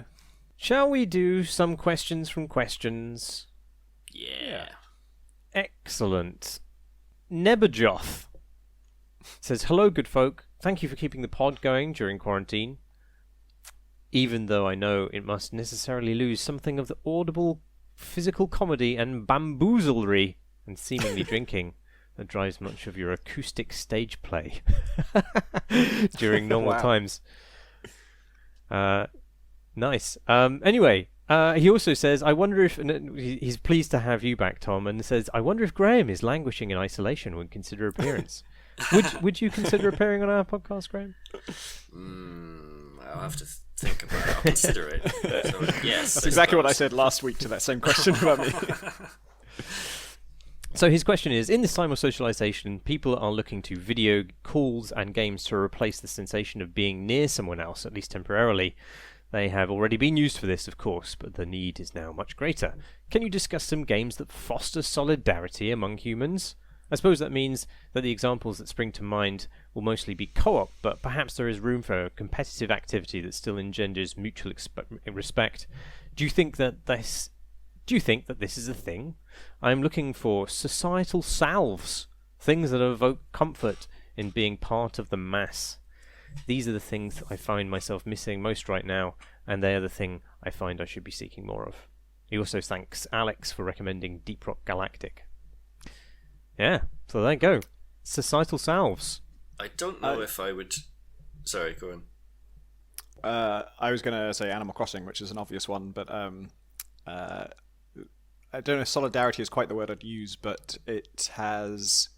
for me, it's done a good job of pushing me to hang out with other people, because I'm not good at sort of like reaching out and asking someone, hey, play with me. And so if left to my own devices, I will never do it. And Animal Crossing has worked because you've got to sell your turnips. I've invested like 250k in turnips at this point, and if I don't get a good price this week, I'm ruined. So, and then every week so far, a friend has tweeted like, "Oh my god, they're buying turnips for 400 on my island. Who wants to come visit?" And so I'll go there to sell my turnips, and then of course we'll end up chatting, and I'll play a little ocarina and give them some gifts, and have like a really cozy, nice time. Go see their house. See the amazing things they've done with their island, and have a nice little like session of admiration and fun times in a way that I would never sort of think to arrange myself. The societal salve of turnip-based capitalism. Yeah. Who would have predicted? If Sigma theory had its way, we wouldn't have this brilliant capitalism bring us all together. It would all be about the approval of the Korean government. You should have just given the government turnips, and they would have been well up for your shenanigans. Yes. Kill anybody who you want. It's fine. The closest I've ever had to a society forming in a video game, I'm sure I would have spoken about this in the podcast back in the day, maybe on the PC Gamer podcast actually, was Worm Online, which is a survival MMO in which everything is difficult, and everything is a right-click context menu. And so, in order to chop down, I think it predates Minecraft. In fact, I think maybe Notch worked on it as a programmer for a short while. Yeah, he did. I seem to remember that. But it's a game in which you don't punch the trees, you right click on the trees and click chop. And then you do that 20 times. You right click and click chop 20 times until the tree falls down. And then you do that again to turn the tree into logs. And then you do that again to turn the logs into planks. And then you have to go mine some iron and do the same thing with a pickaxe on a wall. Through right-click context-sensitive menus until you get enough iron that you could smelt it down and turn it into nails, and then you can combine the nails with the planks in order to make a single 3-foot by 6-foot bit of wooden wall. And if you keep doing this, then after about 60 hours of playing the game, you might have a very tiny house. Because everything takes so long and is so incredibly tedious to do, the only way to really make any substantial progress is to work with other human beings. And so I used to play it with the PC Gamer community, which founded its own little village on top of a hill.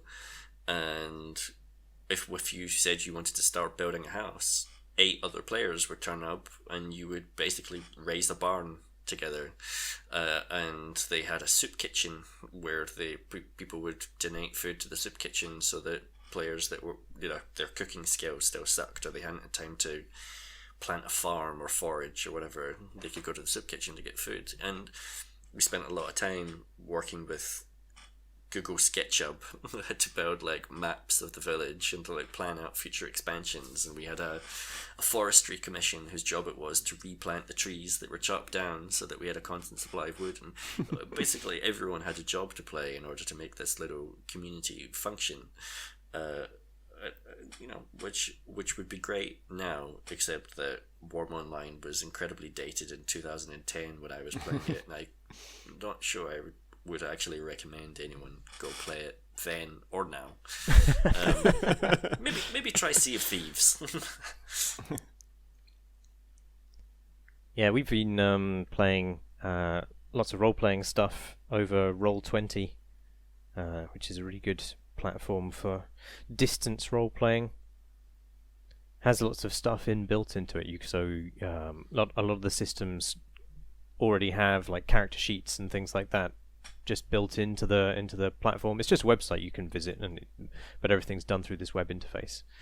But I can't think of anything which is more of a kind of communal effort than essentially creating a story together. I think that hits all the ticks all the right boxes as a societal salve.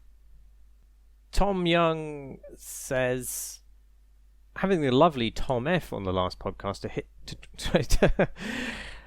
about the Talkman is what I was going to say, but that's not the way those words go.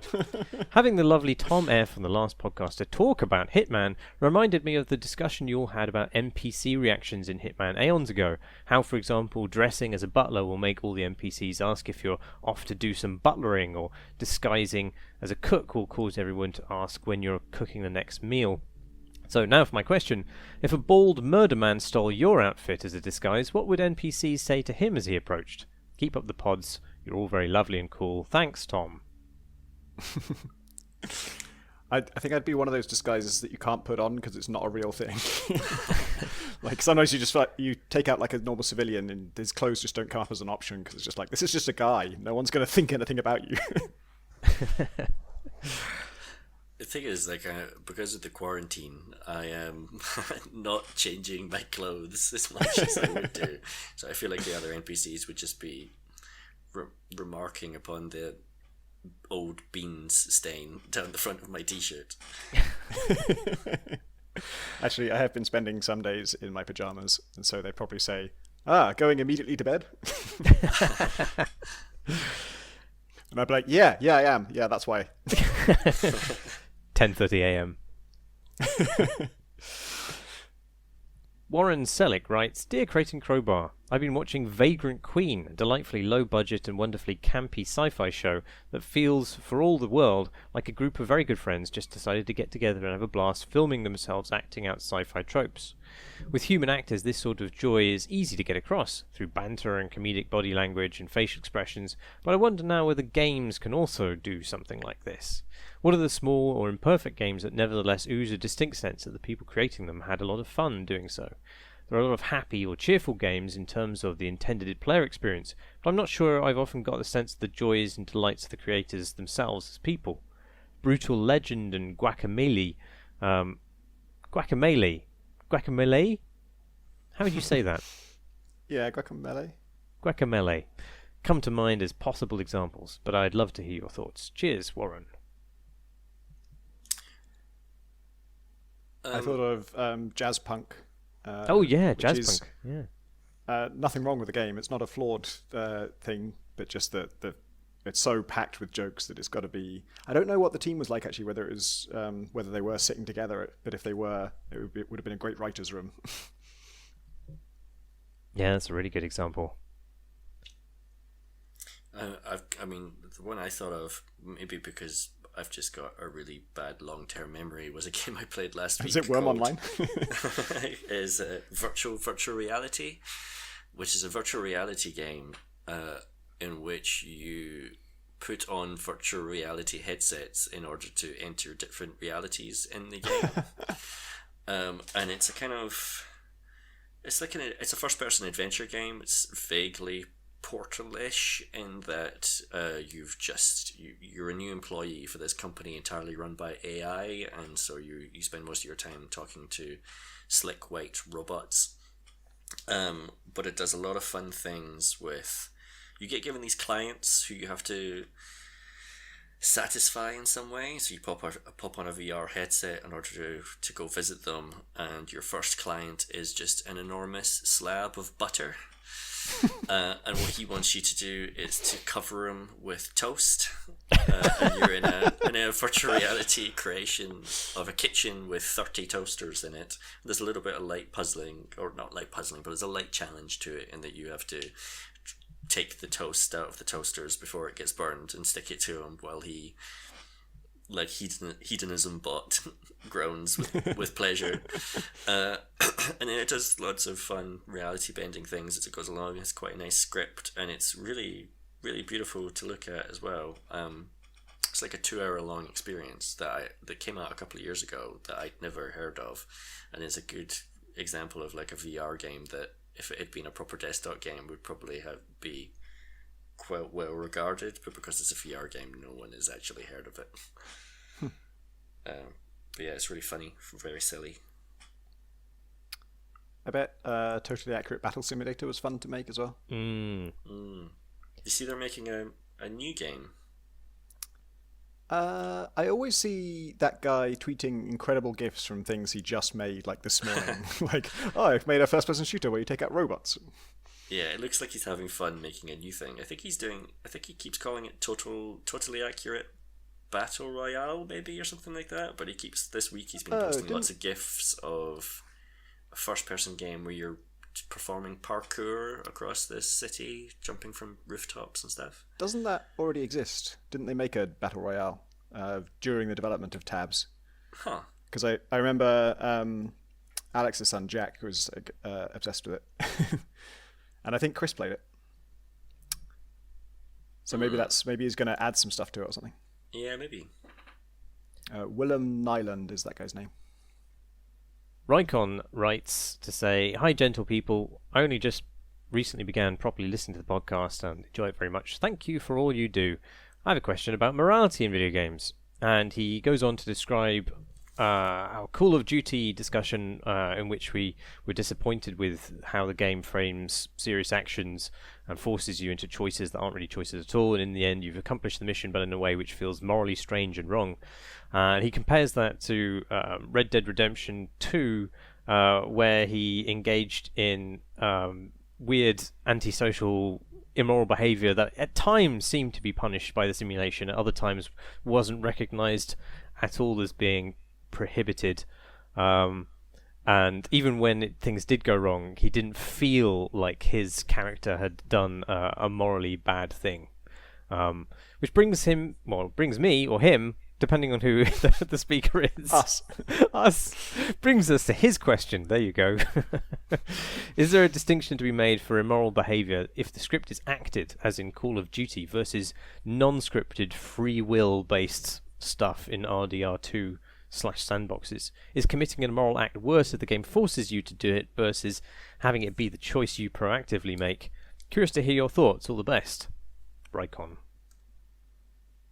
Yeah, I mean, I feel like it's worse if it's your own choice to go do the horrible thing. Well, it reflects worse on you, at least. I don't know. It really depends. I mean, it depends about where morality is being placed in this scenario. Like, our criticism of Call of Duty isn't that the player themselves ends up being immoral. It's that the game presents immoral things. You know, it's not on the player in that context at all. But that doesn't mean that there isn't an issue of immorality involved. It's just, I would say that the game itself is expressing itself expressing some sort of immorality. Whereas in Red Dead Redemption, the freedom to do immoral things is sort of on the player, really. I don't know. Yeah. I mean, I wasn't familiar with the Call of Duty conversation you guys had last time around, so I broadly agree with that about Call of Duty. Although this would come up a lot with Grand Theft Auto when GTA was causing all these controversies in the press and stuff like that, or people sharing stories in the tabloids about the things you could do in this game, and the defense that games journalists would run to would often be, oh, but you don't have to do those things. Those things are voluntary. And I always felt a little bit uneasy about our eagerness to give the game a pass for things that it goes out of its way to simulate and has spent a great deal of time animating and providing players with the options to do. But because it's optional, we say, oh yeah, but that's fine. You know, it's on players that they're doing that thing, rather than, no, the developers are simulating that thing and creating that experience as an option, and that does have moral weight, I think. Yeah, sorry, I didn't mean to completely dismiss that. I just meant as a differentiation between the way that Call of Duty operates and the way that Red Dead Redemption operates. The player isn't really involved in making evil choices in Call of Duty. It's, they are essentially railroaded into these things, or alternatively, they are given like a weak sort of way of escaping doing these bad things, but essentially the same results fall out from that stuff. I mean, it's not. I mean, it doesn't really come down to morality on the player's part at any point, because you aren't really doing any wrong in the real world. These people don't exist that you are simulating the deaths of, etc. I have a very low tolerance for being forced to do nasty things in a game, but when left to my own devices, I will do terrible, terrible things. So, like in Red Dead, actually, within the same game, I remember there was a mission where I'd been told that you have to go around your debt collection, basically, and you have to go around getting money out of these people, and one person doesn't pay up, and I was told you have to beat him to get the money out. Oh, God, I did this mission, and I was like, oh God, I don't think I want to do this, but I've got to progress. And I got to that guy, and I just refused to do it. I just would not do it. And the game's telling you to do it, and I didn't do it. And then it took a really long time, to the point that I almost wonder if this isn't intended. But I actually was able to progress, and I think the guy either didn't give me the money, and I just accepted it, or maybe he did give me something, and I was able to just progress the quest. And I upheld my moral standards. And then later in that same game, I lassoed a guy. A total stranger had done nothing wrong to me, tied him up, and then I picked him up and carried him to some shallow water, and just placed him in the water to see if he would drown. And he did. It turns out he did. Because I just wanted to know how the physics works. I'm like, this guy's tied. It's non-lethal so far, But obviously if I dumped him in the lake, I'm sure that counts as a death. But is that just like a trigger volume that he hits when he sinks, or are they modelling where his mouth is and then like deciding whether or not he would be able to breathe in this situation? Did you so did you just carefully discover? placed him in the water. Yeah, he died. No. My knowledge came at a terrible cost. But was it because his mouth specifically was? I don't know. You don't really get the option to how to place them, so it might just be like a hard-coded rule of like, oh, this is water, you die immediately. Yeah, I think if they're hog-tied and in a certain amount of water, that's they begin to expire. But I can't. Yeah, I think gamers are always capable of these sort of weird compartmentalizations. And I think when you're being asked to engage in a narrative, then I think you're far more alert to the moral repercussions of that. But when you're in free roaming mode, you are thinking about the game as a simulation and what kinds of levers you can pull. It becomes much more mechanical, and it's natural for you to pull different naughty levers.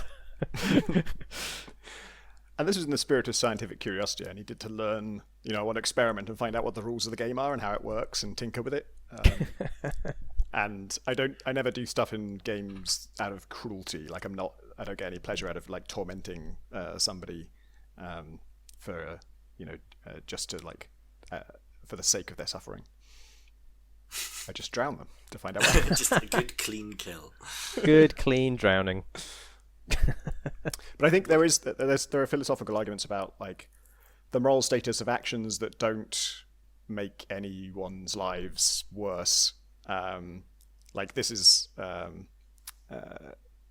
were debates about like how you treat animals, like under certain views of philosophy where only human lives matter and only human happiness matters. Why is it even wrong to torment an animal? And the sort of arguments that were made about that were that it reflects something about a person's character that suggests they will do this to people eventually as well. And I think that was not a very good thought experiment, because animals do matter. But in video games, now we really are tormenting things that really don't matter at all, like don't feel pain in any meaningful sense, can be instantly recreated or destroyed, and just aren't people or anything like people, and aren't living. And yet it does, if you looked over somebody's shoulder and you watched them just like torturing somebody in a game for fun when it was not part of the game and they weren't getting any reward from it, you would kind of think, not sure about this guy. I mean, this is obviously, it's a more complicated issue as soon as you introduce other human beings, but I think I once played the Battlestar Galactica board game with Tom Senior, who is also an animal that doesn't. But he, I think, I can't remember the exact details of it, but in that game, some people on board the ship Battlestar Galactica are Cylons, and you don't know who at the start of the game those people are. I was a Cylon. And I think I ended up, over the course of the game, becoming both the president and the leader of the military. And orchestrated a situation where Tom Senior got put in the brig of the ship because he suspected me. And I think he then spent pretty much the entirety of the game just in prison, in which you can't really do anything. The game was like, it took like an hour and a half to play this, and I'm not sure Tom actually did anything for the entire duration of that game. And now that's like within the rules of the game. That's how you're supposed to play it, essentially, if you're a Cylon. And so I feel like if you're just playing that, you're playing the game as intended. That's not immoral. But it becomes more complicated when the action that you're doing within the rules of the game is not actually fun for the other person. You're kind of like robbing them of fun. And that's that's a valid criticism of the game not being particularly well designed in that aspect, although I like that board game generally. But I've always been uneasy about the idea that maybe just ruined that experience for Tom. But maybe you ruin the experience more generally if you don't play according to those rules, if you just let Tom out to be nice to Tom the human. I don't know. Well, that's why he refused to come on the podcast this evening, is actually... Oh, Graham's going to be there. Actually, we should have invited him on and then had him muted the entire time. Yeah, we can hear you, Tom.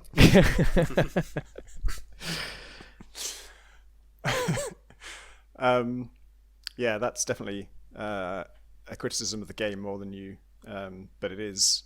I agree that there's like the game put you in a position where you had to make a choice between play the game as intended or is the game so flawed that I need to override it and skip the play against the rules and sabotage my own chances just to try and enhance someone else's experience, which is obviously a choice the game should never be forcing you to make. Because I played quite a lot of that board game ages and ages ago, and I think we did end up with house rules which meant that the brig was more circumventable, just because it is rubbish. If you get in the brig, it's just you can't really get out without everybody else basically coming to your rescue. And so if there are a couple of Cylons on the other side, they can just block people indefinitely, basically. I mean, I didn't mention it because my memory's a little bit fuzzy, but I think you were a part of this game and you were also a Cylon. That sounds quite likely, yeah. So I think maybe we did this to Tom Senior together. Yeah, Third act twist. Was I there? I don't think so. I think Chris was. Could be. I think it was at their old flat. The only time I played that game, I was a Cylon sympathizer, and I really didn't feel I had anything interesting to do. It was quite a flat experience. I don't remember what the Cylon sympathizer rules are. Exactly. Yeah. I mean, the exciting thing about it being a Cylon is eventually you can reveal yourself, and then you have a whole another game to play where you get to drop terrible, terrible calamity on the heads of all the other players. But you presumably can't do that if you're actually just a human sympathizer. Yeah, I don't remember the specifics, but I definitely remember thinking this is the worst of all worlds. I'd rather be anything than this. Yeah. Good game, though. Except in the brig, I guess. Well, Neptune's Pride is the video game equivalent of this, right? Which, within the rules of the game, force people to do unspeakable betrayals upon each other. Yeah, that's one where I took the high ground and did basically throw my chances of winning the game in order to knowingly walk into a trap to defend my girlfriend at the time. I mean, I've told this story in a bunch of different places and formats before, but that's the game in which I brutally stabbed in the back every single person I made an alliance with, and including Kieran Gillen while he was at an event at a pub mourning the cancellation of his comic series at the time, because he and I entered into an alliance to basically finish the game because it had been going on for 6 weeks at that point. And then I did the math, realised he was going to win, waited until he was out of the house, and then sent all my ships to destroy him. And then when he came back, he was so annoyed at me, he started petulantly gifting me his planets, as if to say, well, if you wanted that badly, here you go. At which point, I felt so guilty, I started gifting them back to him as fast as I possibly could. So, yeah, that was good. Alyx Watts writes, "Hello, CNC. I just wanted to say thank you so much for finding a way to keep the pod going." Then he writes some other stuff, which is very nice.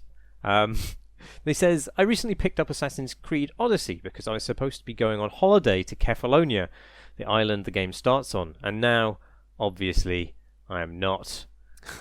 I wanted to see how much holidaying I could recreate in-game. It's a remarkably pretty game that recreates the look of a lovely Greek island well, but I've had to murder a few more people than I had expected on my beach break." Have you ever played a game specifically to do some virtual tourism, and how successful was it? Did you have to fight the game systems to do it? So long, and thanks for all the pods, Alyx. Yeah, Odyssey has been checking that box for me often, and especially Origins as well, which is the Egypt one.